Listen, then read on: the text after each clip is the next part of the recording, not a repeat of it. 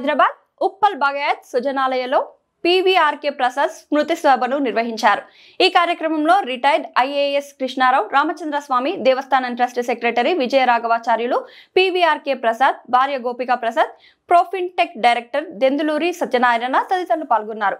PVRK Prasad చిత్రపటానికి పూలమాలలు వేసి నివాళులర్పించారు. ఈ సందర్భంగా వారు మాట్లాడుతూ తన సొంత నిధులతో భక్తుల సౌకర్యార్థం అనేక సేవా కార్యక్రమాలను తిరుమల తిరుపతి దేవస్థానంలో కల్పించిన వ్యక్తి. ఈ రోజు కూడా ఇతరుల మనసును నొప్పించకుండా ప్రవర్తించేవాడు.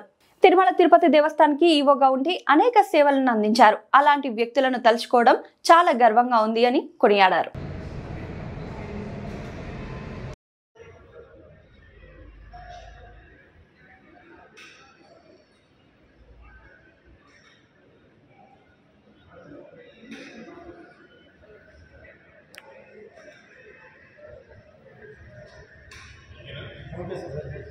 జీవితంలో కూడా జరిగింది.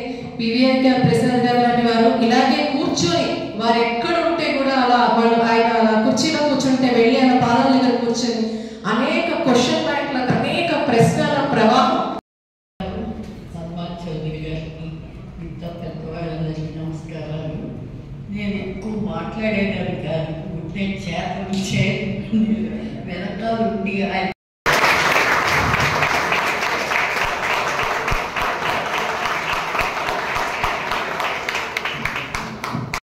ఉద్యోగరీత్యా ఎన్నో ప్రదేశాలకు వెళ్ళినా కూడా ఆవిడ ఒక మాతృశక్తి కింద చక్కగా ఇద్దరు పిల్లల్ని చూసుకుంటూ, అంటే వాళ్ళు ఉన్న పొజిషన్స్కి ఎంతో టెన్షన్ స్ట్రెస్ ఉంటుంది.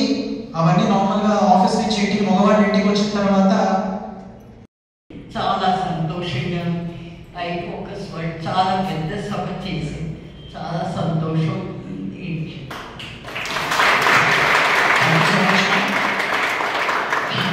మేడం చాలా క్రిస్ప్గా చెప్పారు, కానీ హద్దు ఉందని మరి సిరివంతుల గారు ఎన్నో రాశారు. కానీ అలాంటి ఎన్నో అద్భుతాలు, అలాంటి వాక్యాలను కూడా వారు నాలో స్ఫూర్తిని కలిగించిన మహనీయులు, వారు చిరస్మరణీయులు. అందుకే లీడ్ బై ఎగ్జాంపుల్. కింద నేను ఆయనతో చాలా సుఖపడ్డాను.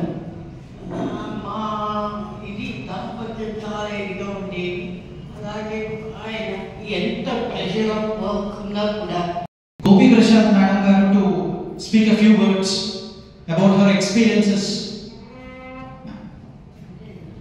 మీరు అలా అంటారని తెలిసి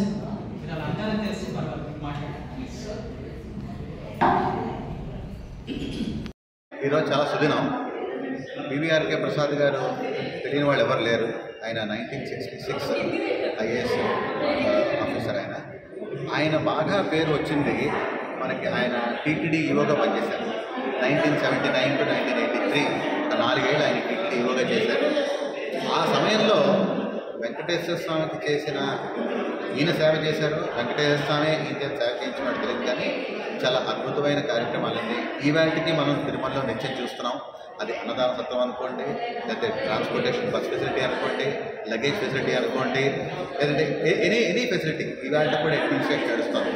ఆయన నిడారంబరత ఎంత సింపుల్ మ్యాన్ అంటే, నిజంగా ఆయన ఎంత సింపుల్ మ్యాన్ అంటే, నాకు 2017లో నాకు భగవంతుడి దేవల హిందూ ధర్మ ప్రచార పరిషత్ అనే కార్యక్రమానికి నాకు అటెండ్ అయ్యే అవకాశం దొరికింది. అక్కడ ఆయన దానికి చైర్మన్. ఆయన ఆ ఈవెంట్ అవుతుంటే ప్రెస్ మీట్ జరుగుతుంది సాయంత్రం 6:30-7 ఆ టైంకి. ఆ సమయంలో ఆయన సింప్లిసిటీ చూడండి. నేను పరిపూర్ణ స్వామీజీ, ప్రసాద్ గారు, అప్పుడు ఈవో సాంబశివరావు గారు అందరూ ఉండగా సాంబశివరావు గారు మధ్యలో మాట అన్నారు, అయ్యా ప్రసాద్ గారు మీకు దర్శనం ఏర్పాటు చేయాలి కదంటే, చక్కగా వెంటనే అన్నారు, చూడండి సాంబశివరావు గారు, మీరు కరెంట్ ఈవో, మీరు అది చాలా టెంపరీ, అది కొంతకాలమే. నేను ఎక్స్ఈఓ, అది పర్మనెంట్ స్థానం నాది. సో నా ఏర్పాట్లు నేను చేసుకుంటాను, మీరు దయచేసి దాని గురించి ఏ పని పడతారు. అలాగా చక్కగా ఆయన సింప్లిసిటీ దాన్ని ఎక్స్ప్రెస్ చేస్తూ వచ్చారు. అలాగే ఆయనకి కారణ జన్ముడు ఎందుకన్నామంటే, సాక్షాత్తు ఆయన ఆ 6th సెన్స్ అనేది చాలా ఉంది. ఒక భక్తుడు ఎక్కడైనా సమస్య వస్తుందో, లేకపోతే ఒక భక్తుడు ఏమైనా ఇబ్బంది పడుతున్నాడో ఆయన ముందరే గ్రహించడం. అది తిరుమల కొండ మీద బస్సు లోయలో పడిపోవడం అనుకోండి, ఏదైనా అనుకోండి, అది ఆయన ముందరే గ్రహించి ఉగాది సెలబ్రేషన్స్ కూడా వెళ్లకుండా ఆయనకి ఏదో చికాకు మైండ్లో వెళ్ళలేకపోయాడు. ఆ బాధ్యత అంతా కూడా వేరే వాళ్ళకి అప్పగించేసి ఎందుకో చాలా దిగులుగా ఉన్నాడు. ఆ తెల్లారేటప్పటికీ కాస్త మధ్యాహ్నం 11, 12 అయ్యేటప్పటికి వార్త ఏంటంటే తిరుమల కొండ దిగుతుంటే ఒక బస్సు ఆర్టీసీ బస్సు లోయలో పడిపోయింది.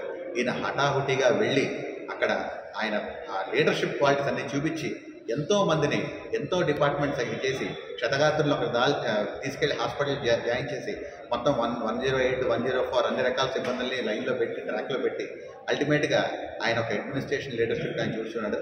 అలాంటి మహానుభావుడు పివిఆర్కే ప్రసాద్ గారు. ఆయన గురించి ఎంత చెప్పినా తక్కువ. నమస్కారం.